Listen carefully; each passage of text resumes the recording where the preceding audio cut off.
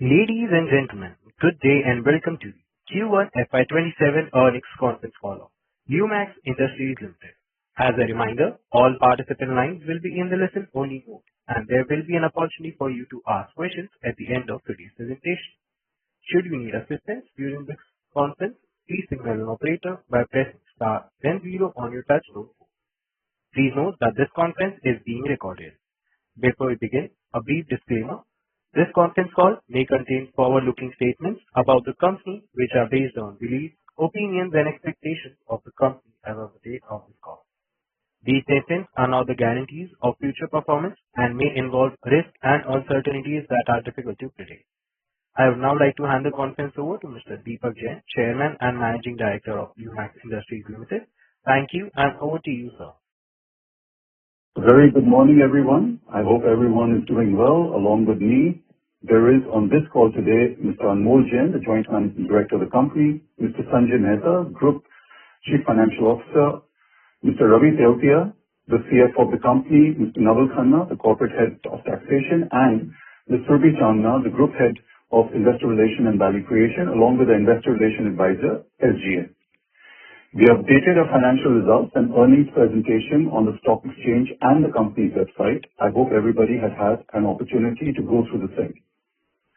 The economic environment during the Q1 FY27 was influenced significantly by the ongoing crisis in West Asia. Its effects were felt across multiple parts of the Indian economy, from high crude oil prices to disruptions in shipping and freight movement to periods of rupee volatility. Despite these headwinds, FY27 began on a strong note on the Indian automotive industry, with demand remaining resilient across vehicle segments. Costs and availability pressures on key imported inputs did not meaningfully disrupt production for the Indian automotive sector through the quarter, a testament to the underlying strength of the domestic demand and supply chain discipline across the ecosystem. According to SIAM, during the first quarter, overall the Indian auto industry production stood at 93.6 lakh units, up 22.2% year-on-year. The passenger vehicle production grew by 17% year-on-year to 14.5 lakh units, driven by sustained demand for utility vehicles, premiumization trends, and continued new model launches. The two-wheeler production increased by 23% to 72.5 lakh units, supported by improving rural demand and easier retail financing. The three-wheeler production recorded the strongest growth of 39%, reaching 3.6 lakh units, led by healthy replacement demand, growth in last-mile mobility, and improving urban transportation activity. The commercial vehicle production also remained robust, growing 16% to 3 lakh units, supported by continued infrastructure spending, construction activity, and healthy freight movement. The strong production growth across all segments underscores the resilience of the Indian automotive industry. The lower GST rates, improved financing availability, resilient customer confidence, and continued export momentum supported demand during the quarter. OEMs have adopted a calibrated approach towards passing the cost increases to customers. Encouraged by strong order visibility and a favorable midterm outlook, several OEMs have also announced capacity expansion plans across vehicle segments. This not only reinforces the confidence in the long-term growth trajectory of the industry, but also creates significant opportunities for auto component manufacturers like us to deepen our partnerships, expand product offerings, and increase content per vehicle through technology-led and value-added solutions. Speaking of automotive lighting, the nature of the customer demand is evolving. OEMs in India are seeking increasingly advanced lighting solutions while maintaining a sharp emphasis on cost efficiency and local value creation. The key priorities we hear from them today include evolving safety compliance, improved energy efficiency, stronger styling differentiation, deep integration with ADAS and vehicle software, and faster development cycles. While cost competitiveness remains important, the conversation has evolved beyond being purely cost-driven. At Lumax, we're responding to the shift to a dual-track approach, where program requirements demand rapid-to-time market or aggressive cost targets. We actively collaborate with leading standard module suppliers. Simultaneously, we are investing in the development of proprietary Lumax standard lighting modules, which are engineered specifically for the Indian market requirements, validated for local operating conditions, and manufactured in India. This approach will enable us to balance global technology benchmarks with localization, cost competitiveness, and long-term value creation for OEM partners. Now coming to key updates for the company during the quarter. Our consolidated revenue stood at INR 1,223 crores, 1,223 crores, making a healthy 32.6 year-on-year growth. EBITDA for the quarter came in at 130 crore rupees, up 34% year-on-year, and EBITDA margins of 9.2%. During the quarter, we have won orders for multiple products from one of the key two-wheeler OEMs. Thus, the order book stands around at 2,500 crore rupees with LED lighting composition of approximately 90%. The key launches during the quarter have been in the passenger vehicle segment, the Tata Motors Tiago, where we are supplying headlamps, and the Volkswagen Tiguan, where we are supplying the rear lamps. In the two-wheeler segment, we have also won an order for Suzuki Motors for Bergman Street for supplying front-turn signal lamps. And in commercial vehicles, we have won orders from Horse Motors to supply headlamps for Traveller 2. Q1 got recognition from industry bodies and sustainable certifiers across dimensions from LIL operations. The notable awards included the Lumax Group recognized as a most preferred workplace 26-27 by Marksman Daily, and 5 products, each from Babel, Darugera, Haridwar, Pantnagar, and Sanan plants have been awarded the Green Pro Eco-Label certification. From a capacity point of view, a Bangalore plant expansion to support Maruti and Toyota's upcoming models is progressing satisfactorily and is expected to be commissioned from Q4 of FY27. We also have a brownfield project underway at Sanand and Babel to support new order wins with customers at respective locations. Coming to the outlook of the year, as we move into the festive season, demand is expected to remain healthy, although the industry continues to closely monitor commodity prices, input cost inflation, and geopolitical developments. Now I will hand over to our CFO, Mr. Ravi Teotia, for updates on operational and financial performance. Thank you, sir. Good morning, everyone. Let me take you through the key highlights of our operational and financial performance for the quarter. Starting with the financials, as CMD mentioned, we delivered strong top-line growth this quarter yet again. Our consolidated revenue stood at rupees 1,223 crore, making a healthy 32.6% year-on-year growth. This growth was primarily driven by robust performance in our manufacturing business, where the revenue growth was 36.8% year-on-year to INR 1,160 crore. EBITDA for the quarter came in at INR 113 crore, up from INR 85 crore in Q1FY26, reflecting a growth of 34%. EBITDA margin stands at 9.2%, in line with Q1FY26 despite external headwinds. There is approximately 120 to 130 basis net impact of commodity and other costs in Q1FY27. This is a result of continued focus on cost discipline, operational efficiencies, and growing contribution from our premium product portfolio. Moving to the profitability, our consolidated profit after tax, including share of associates for Q1 FY27, stood at INR 51 crore compared to INR 36 crore in the same quarter last year, registering a growth of 41.2%. Tax margin stood at 4.2%, up 30 basis points year-on-year. The effective tax rate for the quarter stood at 20.3%. Now, turning to the operation side, we are seeing strong traction in the LED lighting segment, which continues to be a key growth driver. In Q1 FY27, LED lighting accounted for 63% of our total revenue, up from 61% in the same quarter last year. Importantly, approximately 90% of our current order book is now LED based, which gives us strong visibility and confidence in further expanding this segment and increasing our market share in the quarters ahead. Looking at our segment mix for the quarter, revenue contribution stood at 64% from passenger vehicles, 31% from two and three-wheelers, and 5% from commercial vehicles and others. This well-diversified mix underscores our solid positioning across multiple segments of the automotive lighting. From a product standpoint, front lighting contributed 68% of total revenue, followed by rear lighting at 23%, with other products making up the remaining 9%. From a customer perspective, revenues from Maruti and Tata Motors witnessed strong growth of 43% and 68% YOY respectively, driven by multiple new models SOPs. Our engagement continues to deepen, and we remain in active discussions for upcoming vehicle platforms as well.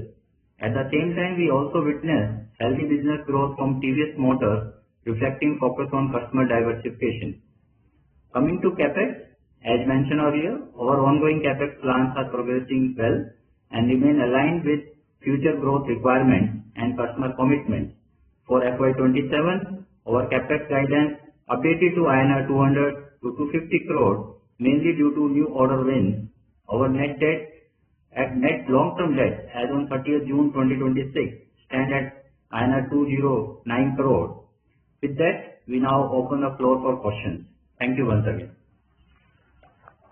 Thank you very much, sir. We will now begin the question and answer session. Anyone who wishes to ask a question may press star and one on their touchtone telephone. If you wish to remove yourself from the question queue, you may press star and two. Participants are requested to use handsets while asking a question.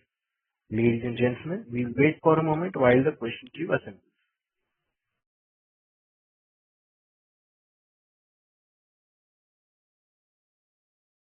We have our first question from the line of Anubhav Mukherjee from Prescient Capital. Please go ahead. Hello, am I audible? Yes. Congrats on a great set of numbers. So my first question is that in the revenue mix by customers, the other segments have grown significantly, almost doubled year-on-year. Can you please share which are the OEMs in this other segment?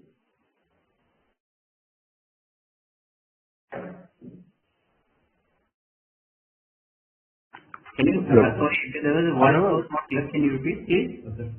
Ravi, the others customers which are classified under the others category, that year-on-year has grown by 133%, which are the key customers which incorporate into the others category. Yes, sir. If you can share that. Mainly this is consisting of our Skoda Volkswagen business, which we started from our Chakan 3 facility. So that is the key customer here. Of course, there are many multiple other customers. Okay.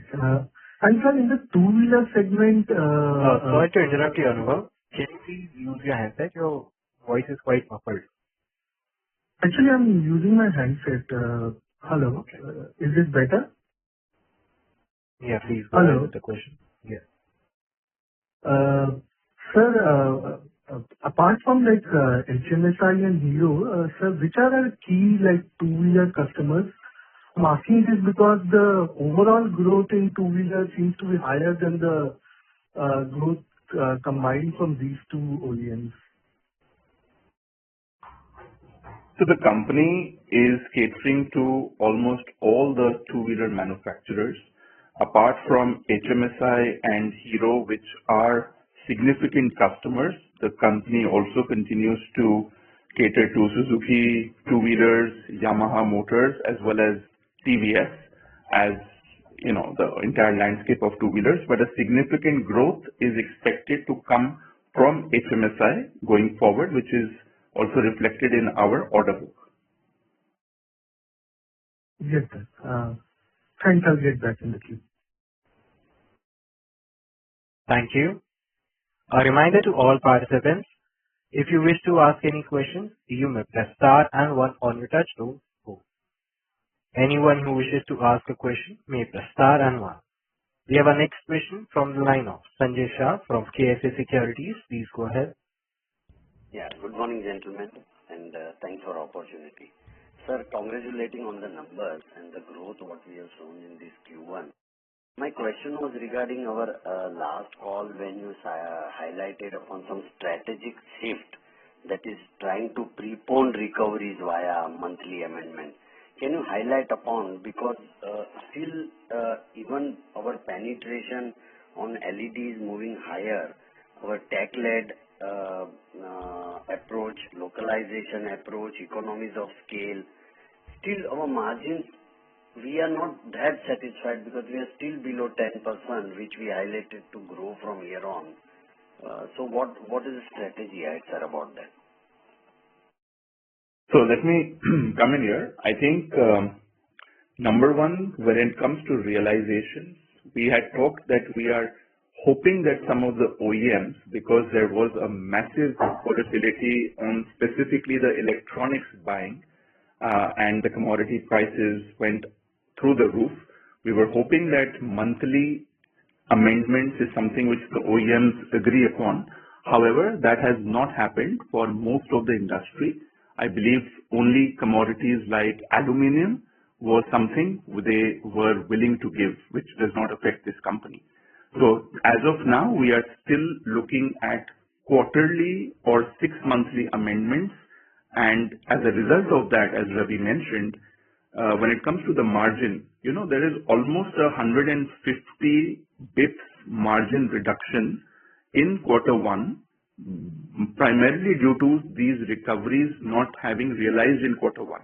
So we have obviously passed on the price increase to our suppliers, but we are hoping this realization comes in quarter two. And if you look at that, then the margins would be close to about 10.5 to 11% at a total EBITDA level, which is in line with our guidance for FY27 in the full year. That's helpful. So my next question was regarding our future green shoots. Deepak sir, seems a veteran of this industry, and you know this industry much better. So which are the green shoots we see for our company penetrating over and above LED? Is there a vertical shift, even commercial vehicle penetration, or anything else which we need to understand? No, thank you. Thank you very much for this question. I think, see, right now, we have a very diversified customer mix. We are well penetrated in the past cars, and fortunately, the two-wheeler industry, as you see, has started to really recover and really boost, especially over the last 12 months. It continues to do so. Also, we do feel that lighting will continue to be a very value-added product where the value creation, particularly when trends are coming towards EV conversion, there will be more basically value content because of not just LEDs, but more features which are coming in. Well, it probably would be too premature to preempt, but if I look at global lighting trends, LED has become basically now a hygiene. Going forward, there are multiple other technologies on the lighting front, both interiors as well as exteriors, which are into laser, which are into more basically dynamic lighting, which are also more towards comfort lighting. And the vehicle lighting contribution is going up and up. So we are actually in a much more sweet spot. We are seeing that as premiumization is taking place, we will do that. We continue to focus on right now certain under-penetrated customers for us. Like, for example, TVS, we do feel that in future will be a big growth driver for the company. We also probably look at SMIPL, which is the Suzuki Motors two-wheelers. We think that also will become growth drivers for the company in the two-wheeler segment. Ascar, I think you're well entrenched. And of course, there is traction now in the commercial vehicle as well as the tractor segment. So we are feeling that going forward, and you see the order book of the company, I think Ravi mentioned that the order book stood at about 2,500 crores. I think that's a very healthy sign for the growth of the company, irrespective of how the industry will grow. That's helpful, sir. I'll come back in queue for more questions. Thank you very much. Thank you. Thank you. A reminder to all participants, if you wish to ask any questions, you may press star and 1. We have our next question from the line of Jyoti Singh from Haton Investments. Please go ahead. Yeah, thank you for the opportunity. A few questions from my side, sir. Like from earlier participant, you mentioned like CV good traction and tractor good traction. And along with TVS and Suzuki, you are seeing going forward, we'll see more growth from there. So just wanted to clarify on this thing, why we are not getting order till now from these customers, and also CV side, we are not seeing industries doing really well comparatively earlier the way it used to. So wanted your view on those side. And another, apart from this, how much our product is powertrain agnostic? Because currently only 12% of the order book is from EV. So given broader industry EV push and Lumax is underweight on EV OEM wins. So what's the strategy to grow EV content per vehicle going forward?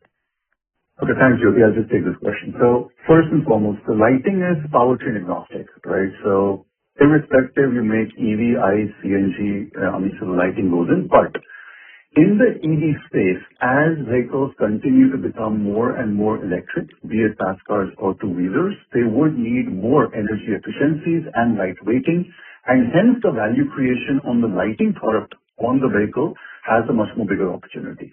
And you can see that on the BEVs, you can see that on also our EV portfolio. Second point you mentioned on the SMIPL TDS, I think these were already customers. However, now we are seeing a much more higher penetration with their growth, and we are continuously engaged with them for it. So we will continue to do this in terms of all OEM manufacturers within India, and we continue to basically seek new opportunities, particularly on CV. You mentioned, why it has not been as heavily growth. Please also to understand that on the CD state, there is a very, very standardized product, and still the tech on the lighting front, it is not equivalent to basically the pass car price. So we are basically discussing with various OEMs on their new platforms on CVs, and when the technology comes in, we would basically try to create certain values and orders with that. Thank you. Just to add and supplement to that, Jyoti, I think if you look at our total pie from CV, it has remained unchanged at about 5% of the total revenue pie on a year-on-year quarter one, which also means that CV business for us has also grown by 30 to 35% on an annualized basis, which is much more than what the CV industry has grown. Understood, sir. But currently, as per my channel check, what I'm seeing that CV is not doing very well compared to the two-wheeler and four-wheeler. We are getting the traction, but yeah, understood well. And another, sir, on the revenue mix side, like major revenue, 56% of revenue, we are getting MSIL, M&M, and HMSI. So what's being done to diversify further, and are there any specific new OEM that we are in active discussion or targeting? And Hero, again, shares slightly decline year-on-year basis, while MG and Toyota has done really well for us.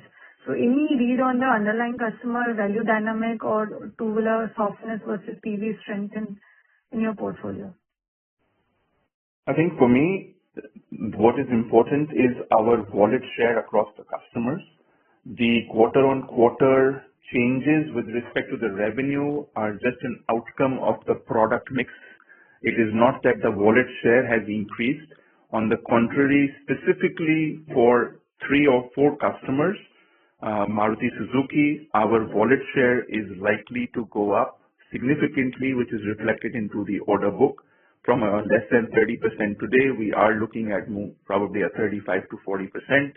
And also on the HMSI, specifically on the tail lamps, the wallet share is likely to exponentially increase by almost 2 to 3 times in FY28. As a part of the order book, as you mentioned, 60% of our order book will be in SOP in FY28. So again, I don't see any significant shifts across OEMs in terms of business share. But again, specifically you talked about MG or specifically you talked about certain other OEMs. It is largely an outcome of a product mix. Understood, sir. And sir, also if you want to comment on M&M, because another company of ours that is doing really well, driven by largely M&M. So what kind of traction we are seeing from M&M side? I will reserve a comment. Yeah, go ahead. Now, I think M&M, we continue to have a very strong wallet share for the lighting. I was not clear what was the comparison you were trying to draw with other company, but Mahindra & Mahindra continues to be a key customer for the group and specifically for this company, we continue to maintain almost close to a 40 to 50% wallet share of Mahindra's overall lighting requirements. I'd just like to add one thing. Jyoti, if you're looking at a strategy point of view, please understand that all the segments of the automotive sector in India is largely concentrated by 4 to 5 key players. And fortunately, Lumax has a top wallet share with mostly the 4 to 5 in almost all the segments. And hence, we would like to focus on that when the growth momentum is coming in very strongly. And of course, wherever there are opportunities to figure out if there are any new order wins from a new customer or we are under-penetrated, we are continuing to do that. So case in point, Mahindra, Maruti will continue to remain our focus in this thing, along with, of course, Tata. And associate company as Lumax already caters to Hyundai. That covers 92% of the passenger car market in India currently. And same way, if you look at HMSI, we look at Hero, we look at also TVS is catering from this company, Bajaj, of course, from the other group company. So we actually again cater almost about 85% from catering to this vehicle maker. So we are in a very strong position. Of course, commercial vehicle, as I said, has different lead cycles, have different type of technology. So we will see wherever the opportunity comes in on those off-roaders, three-wheelers, and commercial vehicles. Great, sir. Thank you, sir. Understood. Just one last question, sir, on the CapEx side. So in 26, it was 410 crores. So what for 27 CapEx guidance? Yeah, hi, this side, so as I mentioned, basically this year we are expecting capex of somewhere around 200 to 250 crore, and in the previous call we mentioned 100 to 150. So the reason of increase is we have one good business over last 4 months, so therefore we are expanding it. So it would be close to 200 to 250. And sir, any bifurcation of it? Bifurcation means the maintenance capex, as we mentioned, would continue to be some 40 to 50 crore. The rest all would go to the new business. Okay, great. Or capacity expansion for new business, yeah. Thank you. We have our next question from the line of Saurabh Jain from Sunidhi Securities. Please go ahead. Hello. Yeah. Congratulations to the team. We have outperformed the expectations yet another time. Sir, my first question, I would like to, it was touched by the previous participant. So we have showcased strong growth across Maruti, HMSI and all, while M&M for the last couple of quarters has been, kind of flattish. Of course, we have done pretty well in over the last 2 years, but having a wallet share of 40 to 50%, and yet the revenue for last almost 3 quarters is around 200 or less, 4 quarters. So, if you can, just explain a bit. We have good wallet share over there, but yet for the last few quarters, that number is not growing. I think it's just an outcome of the product mix. Certain platforms, for example, the new I'm not sure what the model name is, but the XUV700 EV is a platform which we are not on, but that has significantly pulled the volumes and the growth of Mahindra in Q1. So again, it's an outcome of product mix. Unfortunately for this quarter, perhaps the other 50% of the models did a lot better than the 40, 50% where we are present on. So again, strategically, there is no shift. Strategically, we are still a key supplier partner to Mahindra for the lighting needs, but it's just a 1 quarter. If you look at it from a full year perspective, we should be in line with Mahindra's overall growth. Okay. And sir, my second question is on mold revenue. On the previous call, you had mentioned that we can see steep rise in FY27 revenue from molds business. So should we, expect this current run rate of this quarter to continue for the rest, or maybe it can go much higher? And this is important because that will help us to, steer the course of margin trajectory as well. Yeah. So Ravi, this side, so this year, as we mentioned, yes, we are expecting healthy growth of mold sale compared to last financial year on a full year basis. But as we already shared in previous calls, it all depends the SOP timelines from our respective customer. But we are hopeful that we will register good growth compared to last financial year. But as a part of our visibility, I think majority of these mold revenues will be planned for H2, specifically in Q3 or Q4. Any ballpark number would you be able to give? So on a full year basis, like last year, full year. Full year, over last year, the mold sale was somewhere around 180, 185 CR, and this year we are hopefully targeting 250 to 300. Okay, cool. And sir, last question about the FY28 CapEx. Sorry, FY28 CapEx. FY28 CapEx will depend how the business wins will happen, but our guidance would be in line with what we mentioned earlier, somewhere around 150 to 200 at this moment. I think it's too premature to give a FY28 CapEx guidance, but for the current year, we are revising it to upwards to 200 to 250, largely because of a strong order book. And as I mentioned, 60% of the order book, or roughly almost 1,500 crore rupees, will get into SOP in FY28. Okay, sir. That's it from my side. Thank you and all the best. Thank you. We have our next question from the line of Aditya Kondawar from Complete Circle Capital. Please go ahead. Hi team, congrats on a great side.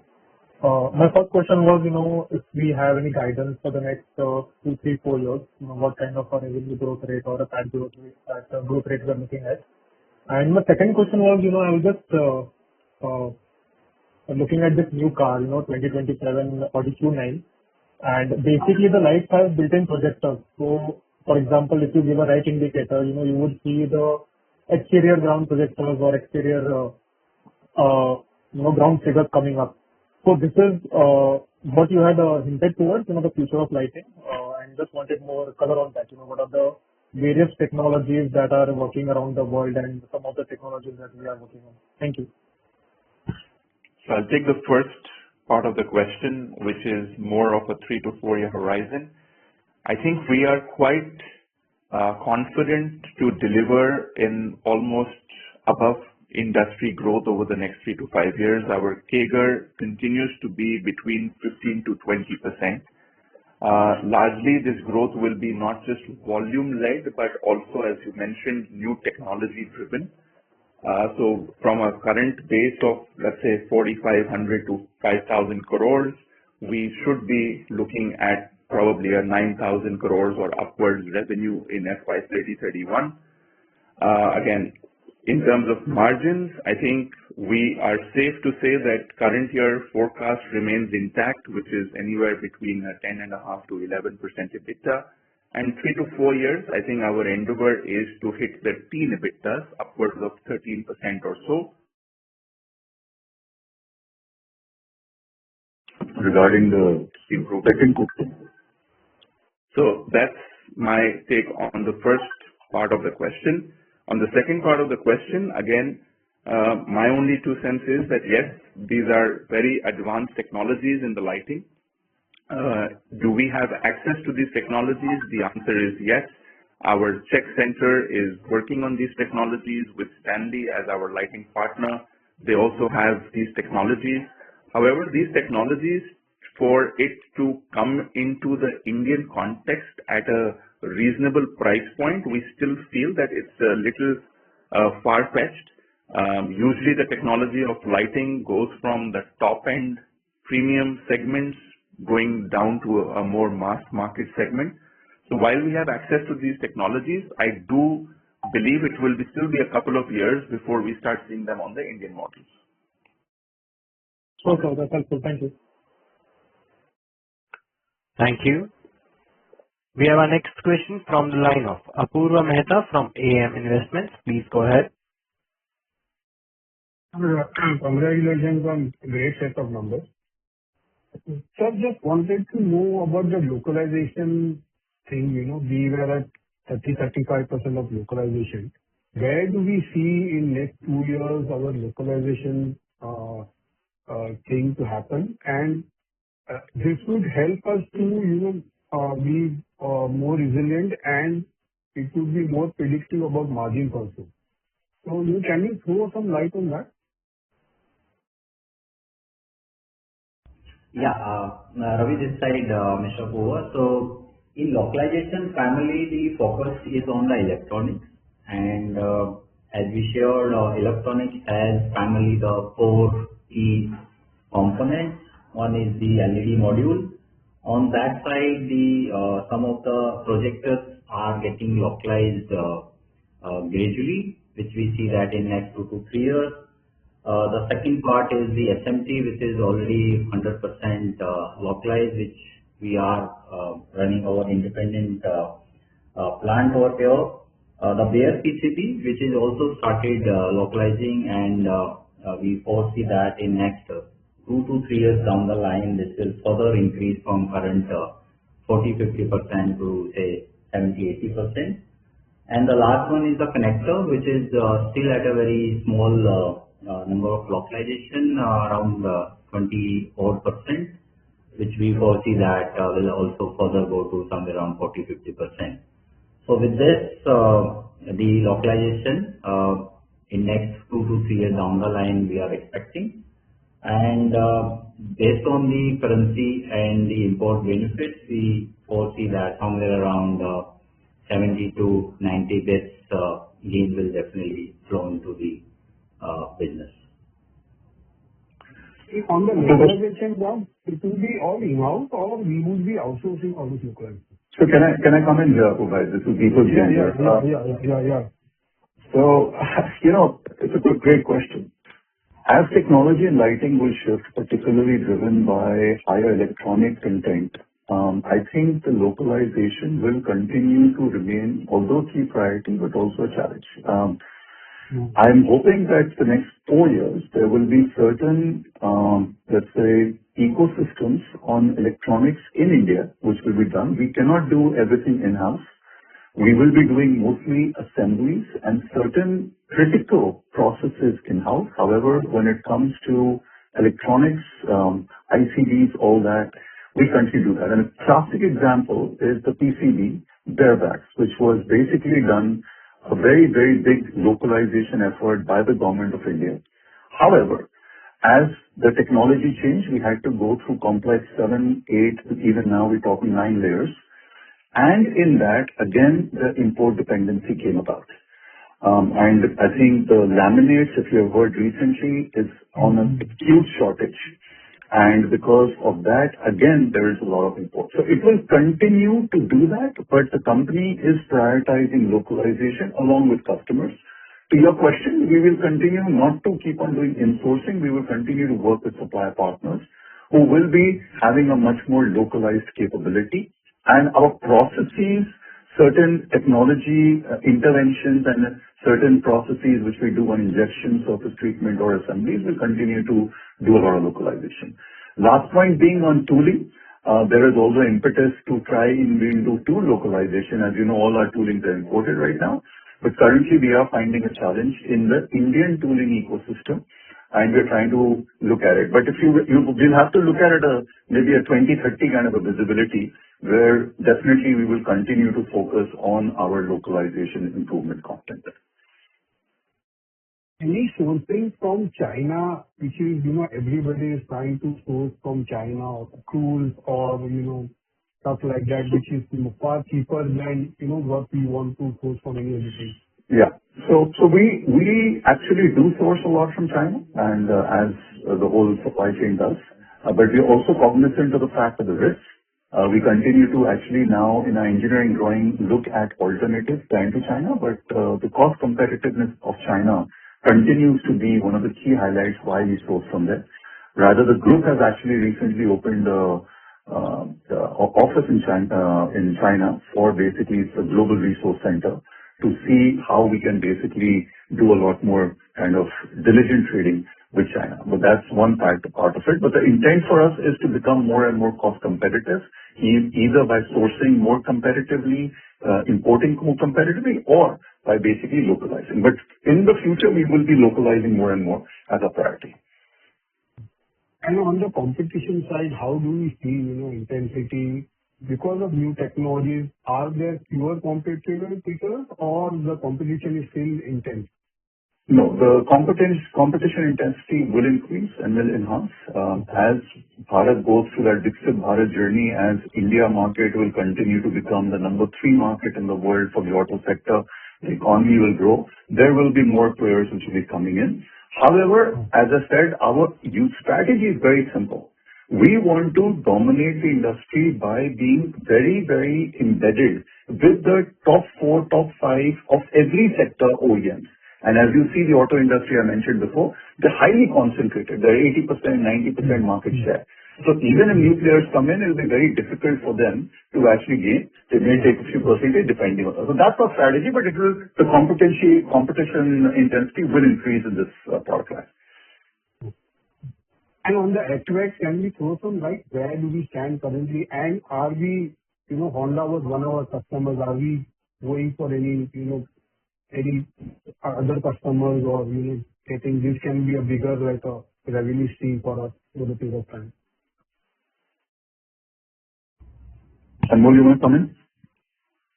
Yeah, so HVAC we got, for Honda, I think we did about close to 18-20 crores revenue in an annualized basis. I think the peak revenue for that one particular customer was expected to be around between 35 to 40 crores. Unfortunately, the volumes of Honda itself has taken a beating, not in line with what was estimated.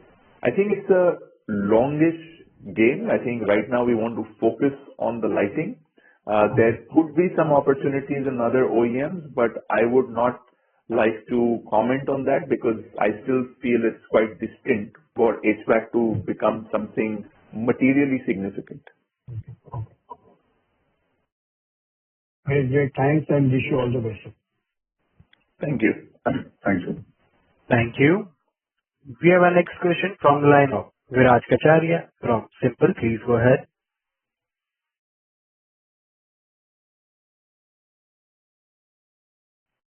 Viraj Kacharia, are you there?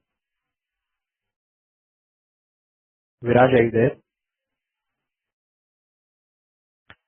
As there is no response, we'll move on to the next participant from the line of Utkarsh Somaiya from Eiko Quantum. Please go ahead. Thank you for the opportunity. I think you already spoke about your margins being to 10.5% in Q1, barring the commodity price inflation. And given that these will be passed on, can we expect that number in Q2 onwards? Ravi, you want to come in? Yeah. So basically, as we mentioned, there is a very high commodity impact in the market primarily due to the West Asia conflict. And we are having a discussion with our OEM partners about this. There were some recoveries are underway. So therefore, we are maintaining our the full year guidance of 10.5 to 11% EBITDA. It is under discussion with the respective OEMs, so accordingly the things will move in the quarter-on-quarter basis. But we do expect in quarter two, we do expect the margins to be higher because a lot of the Q1 realizations will actually get realized in quarter two. So yes, I'm not sure whether it will be 10.5, but it definitely should be about 10% for Q2. Okay. And earlier you had guided that every year we probably expand by 50 to 100 bits. That is still intact, right? Yes, I think for the full year FY26, we were just short of 10%. And I think 9.8 was more specific. As Ravi mentioned, this year we are looking at a 10.5 to 11% total full year EBITDA which is about 100 bits increase. And as I mentioned, a 3 to 4 year horizon, we do expect to touch close to 13% EBITDA. That is our endeavor. So if you were to calculate it on an annualized basis, it will come to roughly about 100 bits increase every year. Okay. And one more question. The last 2 quarters, you're growing at 30%, which is a Sorry to interrupt, higher Utkarsh, your voice is breaking. And am I audible now? Yes. Hello? Yeah. So the last 2 quarters, you've been growing at a higher rate of 30% compared to the last 10 or 12 quarters. So can we expect this 30% to be the new normal for the next 4 to 5 quarters? I think if you look at the industry, last year H1 was at a much smaller base, and hence we are looking at a significant growth. While the industry volumes continue to be robust, in H2, I do foresee that because of a high base from last year, post the GST rationalization, the growth rates of the industry overall will reduce. Today, you are looking at a 20%, 25%, 17% growth across different segments. This growth will slow down, not because of the demand going away, but purely because of a high base effect. So to that extent, I don't think that we will continue to report a 30-35% each quarter, but I think on a full year basis, the growth revenue forecast is still about a 15 to 20% growth, which is again better than what the industry is expected to clock. Okay, thank you. Best of luck. Thank you. We have our next question from the line of Radha from Motilal Oswal Financial Services. Please go ahead. Hello, sir. Am I audible? Yes, ma'am, we can hear you. Sure, thanks. So with reference to your presentation, page number 12, where the technology roadmap is provided for lighting, I wanted to understand what is the current content per vehicle for lighting products that you supply to a pass car, and where do you see this content move in the next 5 years as per the roadmap? The content per vehicle would differ model to model based on the technology being utilized. However, on a full platform, all the lamps, if I were to consolidate, the current level would be anywhere between 15 to 20,000 on an average per vehicle. There will be some outliers where there are higher technologies, which would also go to almost 30,000 rupees a vehicle. So that would be the content per vehicle as on today on a pass car. I do foresee that going forward, this should at least go up by 50% over a more 4 to 5 year horizon. And again, the logic of that is purely based on new technologies. But again, those new technologies will not come at the same price points as it is globally available today. There will be a lot of push towards reducing those prices. So again, the 15 to 20,000 may become somewhere around 22 to 25,000 in my best estimate over the next 4 or 5 years. Understood, sir. That's helpful. So secondly, given Stanley's global portfolio beyond lighting, so HMI, automotive, sensors, DMS, what products does Lumax Industries Ltd currently have in India, and can we expect any of these products to keep coming in Lumax Industries, and any revenue contribution from this can it be expected? Yeah. So if you see, currently we have a 42-year relationship with Stanley.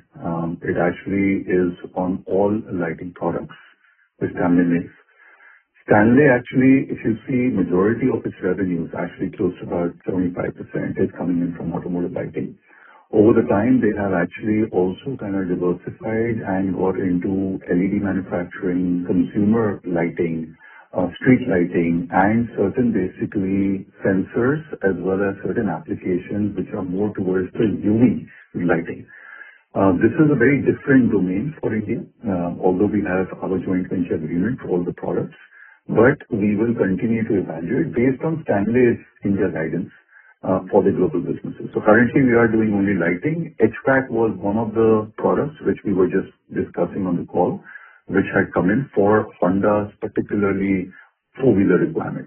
So we continue to evaluate that, but I think our focus, given the order book, given the pull in the industry, given our leadership in the lighting industry, we continue to want to make sure that we continue to maintain and grow our market share. Thanks. Sure, sir. Thanks. That's helpful, sir. But within this lighting, there is this ambient lighting that is picking up. And I believe Lumax Autotech also will be catering to ambient lighting. So how will that be divided between both the companies? So strategically, first and foremost, the ambient lighting has also many layers to it. We are not going ahead with a very simple, very simple ambient lighting, but going forward, if it becomes more and more complex, depending on customers, we will be going through it. Yes, IAC has, which is in the other company, has one basically advantage because it does the complete interior design and cabin design. So that's where we are also looking at supporting from a group perspective customers who actually request for. And in this company, if there is any order opportunity, particularly certain customer requests following standard customer needs, we will continue to do that. So we want to basically focus on this, but I think this company right now continues to focus and strengthen more on the exterior lighting. Understood, sir. Sir, lastly, you mentioned that 90% of your order book is from LED. So I wanted to understand that once the LED penetration approaches 100%, then what are the key specific levers that you see that will help us in maintaining the double-digit growth? So I think two things are there. Number one, when and as LED penetration continues to increase, our focus will continue to be on how to make sure that we are more cost competitive and localization comes in. Because as more and more electronic conversion comes, it has a different kind of challenges on localization. Second point is that if you look at a much more long-term roadmap, India is still under-penetrated. If I look at the more developed markets, and the LED penetration will continue, but with the LEDs, there will be dynamic lighting, there are different projector lighting, there are many multiple technologies which are already prevalent in developed countries and developed auto industries. If you look at China, you look at US, the top two markets of the world, they have gone beyond LEDs. So I think this trend will continue in India, and the group is already working on software, on embedded electronics, and on certain POCs to make sure that we get the technologies right. And some customers are already evaluating this technology. So we are very at least bullish that after even LED penetration goes at a higher level, we will continue to have more value-driven content per vehicle. Yes, sir. So lastly, is there any global company that we can refer to in terms of how we see this evolution happen in technology within the lighting space, so that to get an understanding as to how the company will look maybe 5 years, 10 years down the line? Well, you can benchmark any global, I think, this thing. If you see, there's one more trend which has happened in lighting. There is a merger of all the interior players with the lighting players. Case in point, Forvia, which was basically Faurecia and Hella. Case in point, when basically Varroc was being bought over, which was originally Distion Lighting, was bought over by OP, which is OP Mobility, which is Plastic Omnium. So, this is a global trend, and if you actually take any of these, trends and you take any of these lighting players, you can see a very global trend defined. So Europeans is dominated by two or three, Hella, Marellis, the OPs, and the Forvias. The Japanese are with Stanley, with Koito, so you can benchmark any of these players.